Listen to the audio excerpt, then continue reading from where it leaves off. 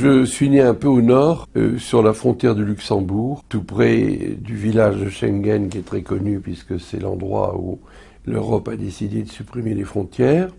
Et donc je suis né natif de ce qu'on appelle la région des trois frontières, la France, le Luxembourg et l'Allemagne.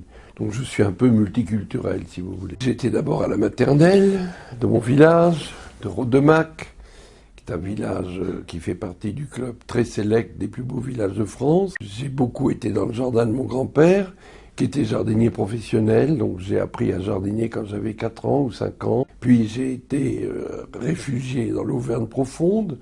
Alors là, c'était une ferme qui a remplacé le jardin, une ferme très archaïque. J'ai fait mes études de pharmacie à Nancy en même temps que mes études de sciences, en même temps que des études de droit, enfin j'ai mis mes pieds un peu partout. Et puis, j'ai passé l'agrégation de pharmacie et je suis devenu professeur à la faculté de pharmacie de Nancy. J'ai été envoyé en Afghanistan faire des cours. J'y ai appris sur le terrain beaucoup de choses. D'abord que le monde n'était pas partout comme en France. J'ai découvert un peuple très accueillant. Il n'y avait pas encore la montée de l'islamisme. À l'époque, ça n'existait pas. Les confessions vivaient en paix. Et aujourd'hui, je songe à ces gens que j'ai rencontrés là-bas. Je ne suis pas tout à fait sûr que la sagesse est dans notre société à nous. J'ai herborisé dans les zones tribales où est censé se cacher Ben Laden. Je suis revenu et en 71, j'ai été élu premier adjoint à la mairie de Metz et j'ai créé l'Institut européen d'écologie où je suis toujours depuis, c'est-à-dire depuis 40 ans. Nous avons pris l'écologie en main quand elle était encore très peu connue.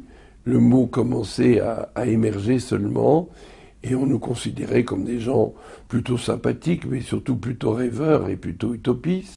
Nous avons mis en scène en quelque sorte le monde végétal, nous l'avons fait mieux connaître, nous avons montré que c'est un monde vivant, que c'est un monde par conséquent qu'il fallait protéger parce qu'il nous protège.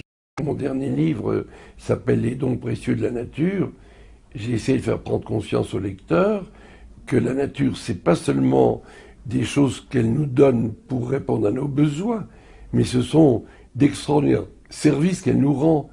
L'exemple d'une forêt, c'est pas que des serres de bois, c'est aussi la grande faune sauvage, le plaisir de s'y promener, la captation du gaz carbonique de l'air, la purification de l'air, par les racines, la purification de l'eau, la rétention de l'eau, la recharge des nappes phréatiques. Tout ça n'est pas connu.